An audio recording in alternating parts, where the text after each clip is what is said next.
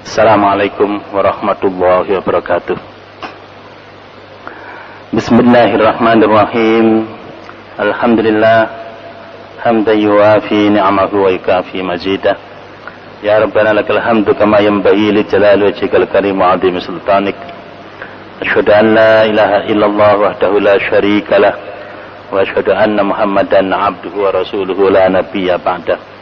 Allahumma salli wa sallim ala Muhammad wa ala alihi wa ashabihi wa mawalah. Amma ba'du, ma'asyiral muslimin rahimakumullah. Alhamdulillah, kita panjatkan puji syukur kepada Allah Subhanahu wa taala atas limpahan rahmat dan semata. Saat ini kita berada di masjid ini untuk mengingat Allah dengan sempurna. Dengan kita melakukan salat maghrib berjamaah, kita mengingat Allah lewat hati kita, lewat lisan kita, dan lewat anggota tubuh kita.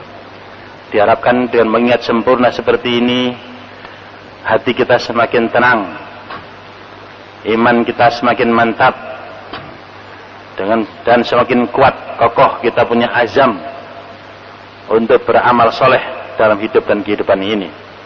Kita mengukir prestasi di hadapan Allah Subhanahu wa taala, sehingga dari waktu ke waktu kita memiliki skor yang semakin baik, memiliki nilai yang semakin baik di mata Allah Subhanahu wa taala. Dan kita adalah menjadi orang-orang yang beruntung karena dalam perjalanan waktu ini kita mampu untuk mengukir prestasi.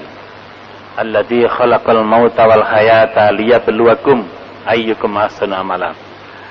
Dia yang menciptakan mati dan hidup itu untuk menguji kita semua, mana di antara kita ini semua yang paling berprestasi dalam hidup ini, yang paling baik amal solehnya. Semoga kita yang hadir di masjid ini adalah sekelompok manusia yang dipilih oleh Allah, yang mampu untuk beramal soleh mewujudkan Islam ini dalam perjalanan hidup kita ini semakin baik. Bapak dan saudara sekalian yang kami hormati, sebagai orang beriman kita berusaha untuk menjaga iman kita. Bahkan kita berusaha untuk menambah dan menguatkan iman kita. Dan seterusnya kita berusaha untuk menjaga jangan sampai iman kita ini terkotori oleh penyakit-penyakit yang membuat amal kita ini menjadi rusak, menjadi tidak diterima oleh Allah, atau menjadi tidak sempurna, diakibatkan oleh iman yang tidak dijaga secara baik. Baik kita jaga dari penyakit-penyakit yang membatalkannya, atau penyakit-penyakit yang merusakkannya, atau penyakit-penyakit yang membuat ketidaksempurnaan iman itu sendiri. Kita sudah berbicara mengenai penyakit-penyakit besar, yaitu penyakit-penyakit syirik, penyakit-penyakit kufur, dan penyakit-penyakit nifak. Adalah penyakit-penyakit yang harus kita waspadai agar iman kita ini selamat dalam mengarungi perjalanan hidup dan kehidupan ini. Bapak dan sekalian, yang terakhir kita berbicara tentang nifak. Ada dua jenis, yaitu nifak besar dan nifak kecil. Penyakit nifak ini ada di tengah-tengah kita, orang Islam ini. Dan penyakit ini ada sepanjang perjalanan umat Islam. Perjuangan umat Islam senantiasa dihiasi oleh orang-orang yang memiliki penyakit ini. Dan ini yang selalu menggoda, yang selalu mengganggu, yang selalu membuat kita tidak bisa tidur, yang membuat perjalanan ini senantiasa membuat berliku-liku karena adanya manusia-manusia yang dihinggapi penyakit nifak ini. Dan ini yang membuat Muhammad Rasulullah SAW sendiri beserta sahabat-sahabatnya, 15 sahabat yang silam, pada saat membangun Islam, maka yang ngerecoi, yang membuat rusuh, yang membuat repot adalah orang-orang munafik ini. Karena orang-orang munafik ini di dalam diri tubuh umat Islam, dan mereka lah orang-orang yang masih mengharapkan dunia ini. Jadi tujuannya tidak lagi Allah secara fokus, tetapi masih mengharapkan dunia ini dalam menapaki perjalanan Islam ini, sehingga dunia masih menjadi tujuannya. Dan itu yang membuat orang-orang munafik ini, karena ingin dunia, ingin kedudukan, maka mereka mau menampakkan keislamannya demi kedudukan tersebut, mau menampakkan keimanannya demi jabatan tersebut, demi dunia tersebut.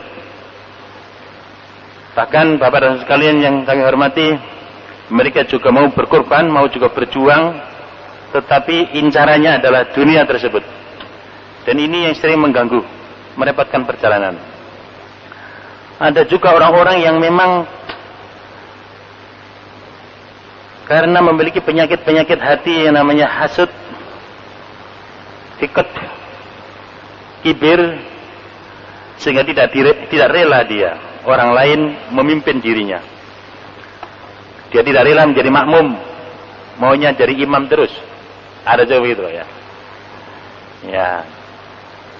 Mungkin dia merasa memiliki kelebihan, memiliki keunggulan di satu sisi, tapi di sisi yang lain mungkin jamaah tidak mengakui bahwa kelebihan dan keunggulan itu dapat mengantarkan dia menjadi pemimpin. Nah, seringkali karena merasa unggul, maka ketika ada orang lain yang lebih unggul, karena hiket, karena hasud ini, maka ini juga bisa menyebabkan timbulnya penyakit nifak itu.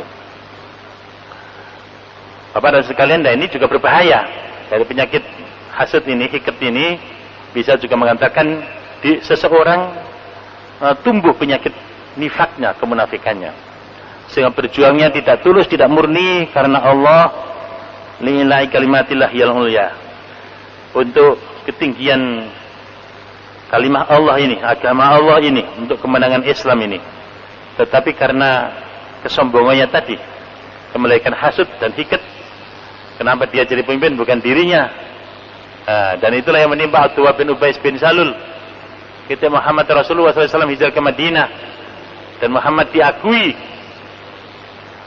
dirinya, keberadaannya sebagai Nabi dan Rasul sekaligus sebagai pemimpin, baik oleh muhajirin yang menemani beliau untuk hijrah, yang menemani beliau berhijrah, maupun kaum Ansor yang menerima kedatangan beliau dan kaum muhajirin ini. Ya, sehingga Muhammad menjadi pemimpin di Yathrib, pemimpin di Madinah, yang sebelumnya Abdullah bin Ubay bin Salul ini adalah tokoh ya, yang menjadi pemimpin masyarakatnya. Nah, ketika Nabi hadir, datang, Bapak dan sekalian, mungkin kalah pamor ya, kalah kuasa ya, kalah kuasa ya, sehingga Bapak dan sekalian, Nabi dengan kepemimpinannya yang diakui secara menyeluruh seperti itu, membuat Abdullah bin Ubay bin Salul ini takluk, ya, mengikuti Muhammad Rasulullah SAW, menyatakan diri muslim, menyatakan diri mukmin, dan bersama-sama Rasulullah berjuang untuk menegakkan Islam ini. Tetapi ini selalu membuat repot, karena memang dia menyembunyikan kekafirannya, ya, keislaman yang ada di permukaan itu hanya untuk menutup-nutupi kelemahan dirinya sebenarnya. Ya, karena mau tidak mau ya harus menjadi pengikut Muhammad, hanya karena itu. Nah, ini Bapak sekalian, dia iri kepada Muhammad. Kenapa Muhammadnya jadi pemimpin bukan dirinya, padahal dia adalah tokoh masyarakatnya. Nah, ini penyakit hikit dan hasud, bisa melahirkan seseorang menjadi munafik. Begitu pula pada sekalian, orang-orang munafik seperti ini selalu berbuat ulah. Kemarin kita sudah sampaikan ada beberapa hal ulah orang-orang munafik ini, dan ulah yang dilakukannya merupakan racun yang seringkali disebarkan di tengah-tengah kaum muslimin, yang seringkali disebarkan di tengah-tengah umat ini dalam menapaki perjalanan keimanannya. Bagaimana mereka berusaha untuk menghilangkan kepercayaan terhadap para sahabat-sahabat Rasulullah. Bapak sekalian, mereka ini mencoba agar Muhammad Rasulullah dan sahabat-sahabatnya yang telah diridhoi oleh Allah Subhanahu wa taala dalam menampaki perjalanan hidupnya membawa Islam, memperjuangkan Islam sampai tegak di muka bumi ini. Bagaimana kita umat sesudahnya ini tidak menjadikan mereka itu sebagai patron, sebagai contoh dalam membangun Islam ini. Karena itu mereka berusaha untuk mencari kekurangan-kekurangan para sahabat-sahabat Nabi itu sedemikian rupa sehingga seakan-akan dirinya lebih baik daripada sahabat-sahabat Nabi. Ada ya orang-orang munafik itu begitu, Pak. Jadi sahabat Abu Bakar ini kekurangannya begini, Umar begini, Utsman begini, Sayyidina Ali begini, dan seterusnya begitu. Yang para tabi'in itu dioncei sedemikian rupa, ya, sehingga seakan-akan semuanya itu jelek dan jelek begitu. Dan ini ulah orang-orang munafik, agar kita menjadikan mereka sebagai panutan kita di dalam berislam ini, dalam membangun Islam, dalam menegakkan dan memperjuangkan Islam ini. Padahal orang-orang yang terbaik adalah orang-orang yang memang sudah dinyatakan oleh Allah adalah baik. Bahkan kita ini harus mengikuti apa yang telah mereka lakukan, yang telah berhasil membangun rumah Islam pada saat itu. Bapak dan sekalian yang kami hormati, mereka lah yang dikatakan oleh Nabi Ahlus Sunnah wal Jamaah itu. Hum misliman kana alaihil yauma wa ashabi. Yaitu seperti apa yang dia Rasulullah SAW pada hari itu dan sahabat-sahabat Nabi. Artinya kita ini akan menjadi pribadi dan kelompok atau umat yang selamat, umat yang dijamin masuk surga apabila kita dalam berislam itu seperti Nabi berislam pada saat itu dan bersama sahabat-sahabat Nabi pada saat itu. Nah, seperti Nabi dan sahabat-sahabat pada saat itu berislam, itulah yang harus menjadi contoh patron kita dalam berislam ini. Karena itu Bapak sekalian, kelompok yang selamat itu adalah Ahlus Sunnah wal Jamaah, yaitu pengikut sunnah Nabi dan sahabat-sahabat Nabi pada saat itu yang bersama Nabi berislam dan beriman dan berjuang untuk membawa dan menegakkan Islam, sehingga Islam tegak di muka bumi menjadi rahmat bagi alam semesta saat itu. Itulah model, contoh yang hari kita jadikan contoh. Bapak-bapak sekalian yang kami hormati, karena itu kita harus hormat kepada Nabi dan sahabat-sahabat Nabi, 15 sahabat yang silam, yang mana mereka telah mengorbankan harta dan jiwanya demi tegaknya Islam itu. Dan mereka orang-orang yang mendapatkan keridhaan dari Allah Subhanahu wa taala. Nah, ini orang-orang zaman sekarang, orang-orang munafik zaman sekarang ini berusaha ya untuk merusak citra positif bagi sahabat-sahabat Nabi ini. Bahkan Nabi sendiri juga dirusak citranya. Bahkan ada juga manusia-manusia zaman sekarang ini yang juga mengkritisi Allah. Nah, itu kan sudah kurang ajar, Pak. Allah sendiri dikritisi itu kan, iya, siapa? Ya, dirinya itu. Muhammad Rasulullah dikritisi itu siapa dirinya itu. Sahabat-sahabat Nabi dikritisi itu siapa dirinya ini. Dan kadang-kadang menyatakan diri muslim. Dan inilah kerja orang-orang munafik. Di antaranya adalah orang-orang munafik pada zaman sekarang ini. Yang kedua sekalian, merusak validitas sumber-sumber Islam yang asli, yaitu Al-Quran dan As-Sunnah. Nah, ini, jadi orang-orang munafik itu juga berusaha untuk bagaimana sumber-sumber rujukan kita dalam berislam ini dirusak. Mereka berusaha mungkin dari segi bahasanya, dari segi isinya dan lain sebagainya. Al-Quran ini dipahamkan dengan paham yang membuat kita itu ragu. Begitu pula hadis-hadis Nabi, sunnah Nabi. Bahkan berusaha juga untuk memisahkan Quran dengan sunnah. Macam-macam lah Bapak sekalian ulah mereka dalam rangka untuk merusak perjalanan Islam dan umatnya ini.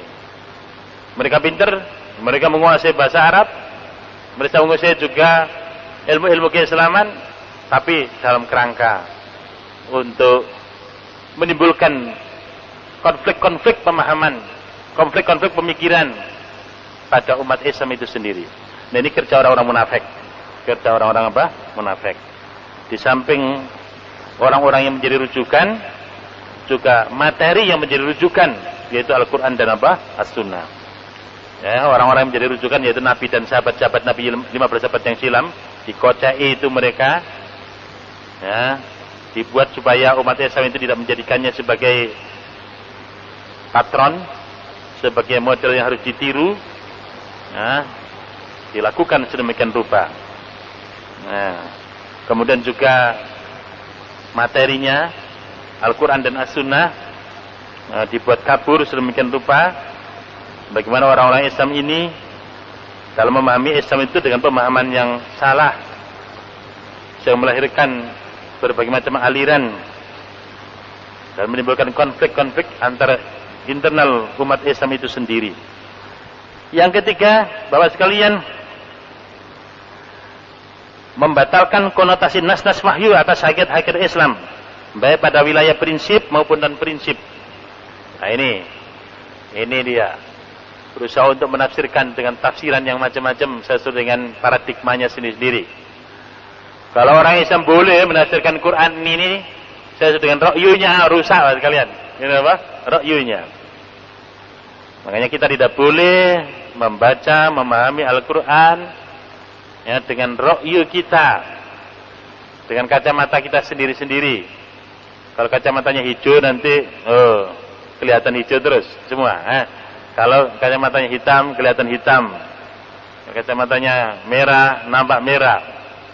Kalau kita ini sudah memiliki paradigma hidup, pandangan hidup, apakah pandangan hidup itu dibangun atas dasar kedaerahan, kesukuan, kebangsaan dan lain sebagainya, dan itu dipakai untuk memandang Al-Quran, memandang Islam itu nanti, maka nanti bisa nanti ada Islam ala Indonesia, Islam ala Arab, Islam ala Malaysia, Islam ala Bugis, Islam ala Jawa, nanti ada Islam kejawen, Islam kebugisan, Islam Indonesia, Islam Pancasila, Islam liberal, ada Islam Muhammadiyah, Islam NU, Islam Mujahidin.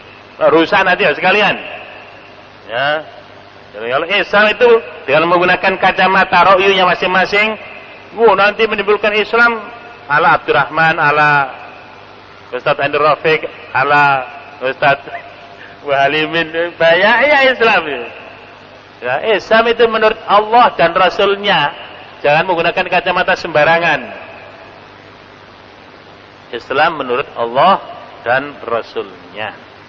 Model yang telah diabadikan adalah model yang pernah diwujudkan oleh Muhammad Rasulullah SAW beserta sahabatnya, 12 sahabat yang silam. Itulah Islam yang harus kita contoh dalam menapaki perjalanan hidup dan kehidupan ini. Bukan Islam sesuai dengan selera kita sendiri-sendiri. Bapak-bapak sekalian, dah ini berusaha orang-orang munafik ini untuk mengaburkan kita semua, mengacaukan kita semua dengan berbagai macam cara, termasuk dalam memahami Islam dengan cara pandang yang macam-macam tadi itu. Seakan-akan Islam, tetapi nafsunya yang berbicara untuk merusak pemahaman Islam yang benar. Berikutnya menyebarkan rasa permusuhan dan perpecahan dalam tubuh umat Islam. Ya, ini kayak Vanderplas Nogurgonya. Nah, itu pernah mempelajari Islam, ngaji kita Islam ke Timur Tengah sana. Nah, memang orang kafir mereka. Ya, mereka di sini kayak kiai. Tapi dalam rangka untuk merusak kita ini, memecah belah antar umat Islam itu sendiri.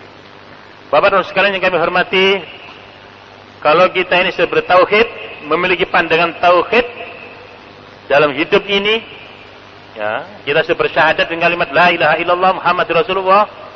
Tujuan kita sama, yaitu beribadah kepada Allah. Ya, dan dalam beribadah kepada Allah itu caranya sama, yaitu mutaba'atul Rasul, mengikuti Muhammad Rasulullah SAW. Itu strategi kita untuk mencapai tujuan. Ya, Allah yang kita tuju, jalan yang kita tempuh itu petunjuk Muhammad Rasulullah. Ya, landasannya sama Al-Quran dan As-Sunnah, kiblatnya sama, belum masa beda, Pak. Apa yang membuat kita tidak bersatu itu? Nah, itulah nafsu. Itulah nafsu. Dan orang-orang munafik ini berusaha bagaimana umat Islam itu masih dikuasai oleh hawa nafsunya sehingga bisa dijebak untuk diadu domba. Nah, dipecah-pecah dan diadu domba. Nah, dipecah-pecah dan diadu domba. Nah, itu sudah terlalu sering lah, dan ini jangan sampai kita begitu lagi Pak, malu-maluin aja. Memalukan kalau ada orang Islam itu dipecah belah. Nah, gara-gara angkat tangan, gak angkat tangan, isbal gak isbal, pakai jenggot gak pakai jenggot, rame. Hari raya, untungnya sama ini nanti insya Allah. Dan sama kita ini mudah diadu domba, dipecah belah. Dan orang-orang munafik sukanya begitu, supaya orang tidak tertarik menjadi orang Islam, supaya orang tidak tertarik menjadi jamaah Islam. Nah, lebih tertarik pada yang lain, atau paling tidak mengikuti kegiatan Islam. Itu ada Pak, inilah kerjanya orang-orang munafik. Ya, menimbulkan rasa permusuhan dan perpecahan di dalam apa? Tubuh umat Islam. Bapak sekalian yang kami hormati, sekarang ini bahkan mulai dulu ya dirawat oleh orang-orang kafir. Adanya orang-orang munafik itu di dalam tubuh umat Islam itu dirawat, dikasih bantuan, ya, kasih bantuan, difasilitasi, membuat sebuah organisasi, difasilitasi, ya, dikasih biaya, ya, buat gerakan, macam-macam gerakannya. Nah, zaman modern itu begitu. Jadi orang-orang kafir berusaha di balik layar untuk menghancurkan umat Islam itu dengan cara merawat orang-orang munafik itu. Dan itu yang menjadi kaki tangannya. Paling tidak menjadi informan bagi mereka, ya, untuk menghabisi kekuatan umat Islam ini. Nah, ini bahkan yang perlu kita waspadai. Jadi seringkali kenapa kita tidak berhadapan langsung dengan orang kafir yang musuh jelas kita? Ya, seringkali orang kafir itu bermain di balik layar. Seringkali orang kafir itu menjadi dalang saja, ya, nggak nampak. Ya, tapi umat Islam ini sama-sama orang Islam sendiri, budewe, ya, tapi sendiri. Ya, karena ada orang-orang munafik ini, dan ini yang dirawat oleh orang-orang Yahudi dan orang-orang Nasrani. Ya, agar umat Islam itu ada orang yang menyatakan diri Muslim walaupun dia munafik, itu menjadi sumber masalah internal umat Islam. Mereka dibiayai, difasilitasi, bahkan disekolahkan. Nah, ya, disekolahkan. Ya, ke London sana, ya, ke New York sana, ke Los Angeles sana, kemanalah yang diperlukan. Dibiayai. Setelah pulang, disuruh membuat lembaga-lembaga. Yang mana lembaga-lembaga itu akan membuat repot perjalanan umat Islam ini. Bapak dan sekalian yang kami hormati, bahkan orang-orang munafik zaman sekarang ini telah berusaha dengan usahanya yang telah berhasil mentransformasikan berbagai bentuk kekufuran, kekafiran ke dalam dunia Islam. Loh Pak, sampai juga orang-orang munafik itu juga membawa, ya, nilai-nilai kekafiran itu di tengah-tengah umat Islam. Nah, ini. Jadi orang-orang kafir itu memang berusaha untuk membiayai, memfasilitasi, ya, orang-orang munafik ini, sampai orang-orang munafik ini bisa menjadi kaki tangan orang-orang kafir itu. Dan zaman sekarang ini orang-orang munafik itu telah berhasil dimanfaatkan oleh orang kafir itu untuk membawa kekufurannya di tengah-tengah umat Islam. Nah.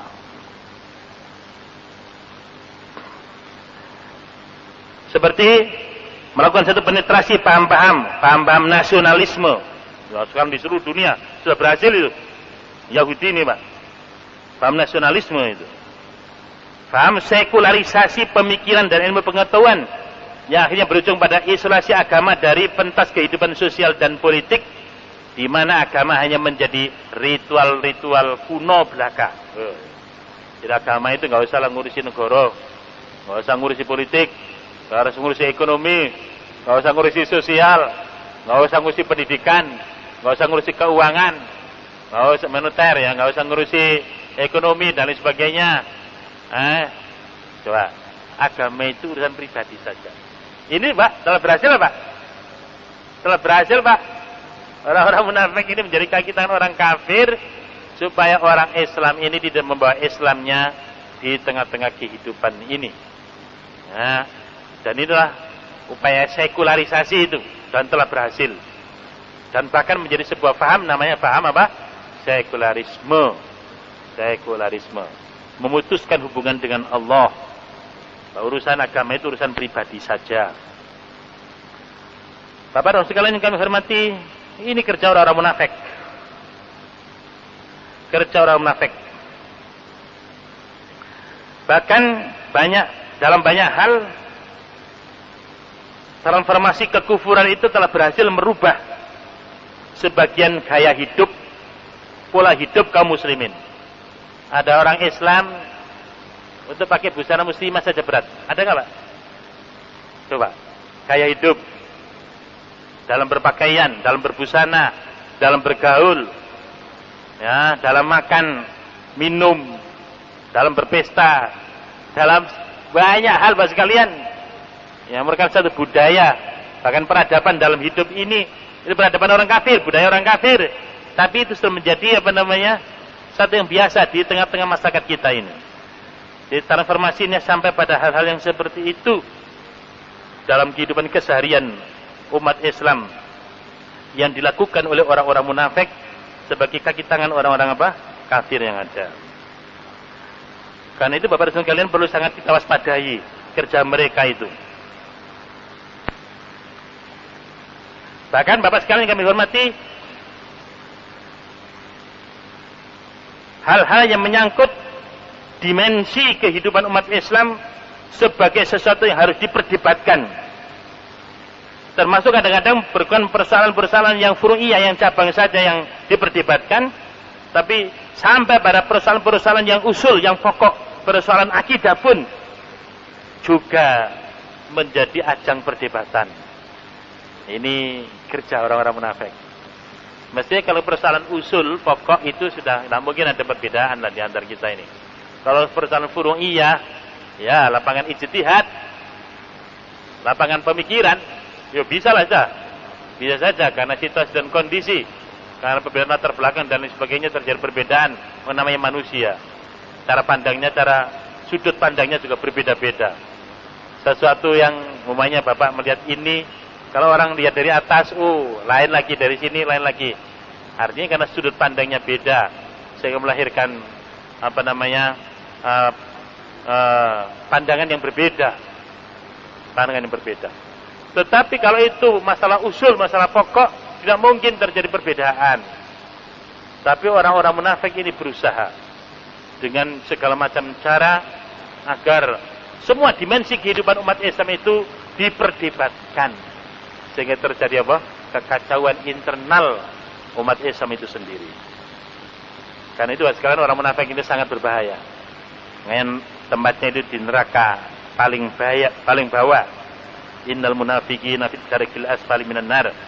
Sesungguhnya orang-orang munafik itu ditempatkan pada tingkatan yang paling bawah dari neraka. Jadi orang munafik itu nanti ditempatkan di neraka yang paling bawah. Bahasanya diintipin rokok. Ya, ngerepoti terus Pak dalam perjuangan itu Pak. Ngerepoti terus itu. Ngerepoti terus. Bapak-bapak sekalian yang kami hormati, dan Allah Subhanahu wa taala memang menciptakan manusia itu ada yang seperti itu. Dan ini adalah untuk menguji keimanan kita. Nah ini lagi Pak. Ini adalah menguji keimanan kita. Jadi agar kita ini teruji keimanan kita, maka perlu ada orang munafik Pak. Ya, itu caranya Allah untuk menguji iman kita. Rasul mengatakan al-mu'minu baina khamsi syada'id, mu'minun yaksuduhu, wa munafikun yabuhuduhu, wa kafirun yuqatilhu, wa nafsun tunazi'uhu, wa syaitanun yudilluh. Orang-orang beriman dalam menamaki berjalan keimanannya dan perjuangannya itu akan berhadapan dengan 5 tantangan yang berat. Pertama akan berhadapan dengan orang-orang yang sama kita yang hasud. Tuh Pak, orang hasud tadi Pak. Selalu ada itu orang hasud. Kok dia yang jadi ketua jamaah tetap, kok bukan saya? Ada nggak begitu Pak? Kok dia yang jadi ketua takmir, kok bukan ini, bukan itu. Loh itu. Jadi Ada cara yang hasud itu Pak dalam bagi perjalanan iman ini. Orang hasud, orang munafik. Yang kedua ada itu Pak, orang munafik. Yang ketiga orang kafir. Yang keempat adalah setan yang jahat dan mengajak kepada kejahatan. Dan yang kelima adalah nafsu kita yang selalu menggelincirkan kita. 5 ini siapa yang selamat?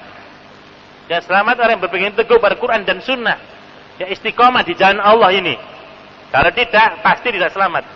5 rintangan dalam menapaki perjalanan, dan ini menguji siapa yang lulus dan tidak. Nah, Bapak sekalian, tidak mungkin lulus kalau tidak kuat-kuat termasuk bil Quran wa Sunnah ini. Berpegang teguh kepada Quran dan Sunnah ini. Dan baru dengan begitu Allah melihat siapa yang lulus dan lolos, siapa yang lulus dan gagal dalam menapaki perjalanan keimanannya. Rasulullah sendiri bersabda, la tazalu ta'ifatun min ummati 'alal haqqi mansurah hatta ya'tiya amrullah. Selalu akan ada segolongan dari umatku yang tetap teguh berada dan mempertahankan kebenaran. Mereka akan senantiasa ditolong oleh Allah hingga datangnya ketetapan Allah. Tidak akan senantiasa ada Pak Taifah Najiyah itu. Ya, kelompok yang selamat itu Taifah Mansurah, kelompok yang ditolong itu. Itu mereka yang konsisten berpegang teguh kepada Al-Quran dan As-Sunnah ini.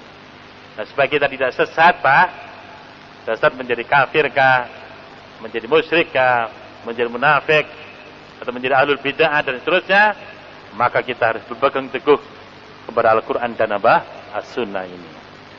Bapak dan sekalian yang kami hormati, jenis-jenis nifak besar. Ada 6 jenis nifak besar. Yang pertama adalah mendustakan Muhammad Rasulullah SAW, baik secara parsial maupun secara keseluruhan. Jadi kalau ada orang mendustakan Rasulullah Muhammad SAW, ya, baik secara bagian-bagian maupun secara keseluruhan, maka dia adalah sosok yang munafik. Ya. Jadi kita sebagai orang yang beriman sudah utuh secara keseluruhan bahwa Muhammad itu adalah sosok yang dipercaya lahir dan batin, yang tidak ada sunnahnya yang kita dustakan, nggak ada perkataannya, perbuatannya, ketetapannya yang kita dustakan. Benar, coba orang yang beriman. Kalau masih ada yang ragu terhadap Muhammad Rasulullah SAW, ya, bahkan mendustakan apa yang datang dari beliau, walaupun satu hadis Pak, ya, maka berarti dia tidak beriman, kafir. Ya. Kalau berpura-pura, munafik itu Pak. Nah ini, jadi nifak besar di sini, mendustakan Rasulullah, baik secara parsial maupun secara keseluruhan. Yang kedua, mendustakan sebagian ajaran yang dibawa oleh Rasulullah SAW. Mendustakan ajarannya. Tadi mendustakan Muhammad. Oh, Muhammad itu bukan Nabi, bukan Rasul. Nah, itu sudah apa? Munafik besar itu. Yang kedua, mendustakan ajarannya, baik sebagian maupun secara keseluruhan. Nah, itu orang-orang munafik, tanda-tandanya orang munafik. Dan munafik besar ini Pak, nifak besar. Yang ketiga, membenci Rasulullah SAW. Yang keempat, membenci sebagian ajaran yang dibawa oleh Muhammad Rasulullah SAW. Jadi kalau ada orang tidak senang pada diri Muhammad, kepada Muhammad Rasulullah SAW, itu munafik dengan nifak besar. Tidak senang, ya, benci, ya, sebagian ajaran yang dibawa oleh Muhammad Rasulullah SAW, maka itu adalah munafik besar, nifak besar, ya, perbuatannya itu. Bapak-bapak sekalian yang kami hormati, jadi mendustakan Rasulullah, mendustakan ajaran Rasulullah, membenci Rasulullah, membenci ajaran Rasulullah, termasuk nifak besar. Berikutnya 5, merasa gembira dengan kekalahan agama Rasulullah SAW. Yang 6, merasa benci dengan kemenangan agama Rasulullah SAW. Jadi kalau ada agama Islam itu maju, nggak seneng, munafik itu Pak, munafik besar. Wah, agama Islam itu mundur, berpecah belah, oh seneng, ya, seneng, ya, oh munafik itu Pak. Jadi kalau gembira dengan kekalahan Islam, wah itu sekarang ya. Bahkan habis seneng, umat Islam di sana dibantai seneng, munafik itu Pak. Kekuatan Islam di Timur Tengah, Afrika dihabisin, oh seneng, munafik itu Pak. Munafik itu. Nah, jadi siapa yang merasa gembira dengan kekalahan agama Rasulullah, yaitu kekalahan Islam, itu adalah munafik besar. Dan siapa yang membenci kemenangan agama Rasulullah, itu juga termasuk munafik besar. Ada 6 poin itu Pak, ya, yang disebutkan dalam kitab-kitab besar, ya, oleh para ulama tentang an-nifaqul akbar, penyakit nifak yang besar. Kita hafal Pak ya, mendustakan Muhammad Rasulullah SAW, mendustakan ajaran beliau, ya, membenci Muhammad Rasulullah, membenci ajaran Muhammad Rasulullah SAW. Seneng kalau Islam kalah, gak maju, dan benci kalau Islam apa? Maju atau menang. Itulah ciri-ciri munafik besar. Semoga kita yang hadir di masjid ini terlepas dari nifak besar yang akan mengantarkan manusia-manusia yang seperti ini akan terantarkan untuk masuk neraka tingkatan paling bawah. Na'udzubillah min dzalik. Mari kita sudahi dengan doa kafaratul majlis. Subhanakallahumma bihamdika asyhadu an la ilaha illa anta astaghfiruka wa atubu ilaik. Wa sallallahu ala Muhammadin wa alihi wa ashabihi wasallam. Walhamdulillahirabbil alamin. Assalamualaikum warahmatullahi wabarakatuh.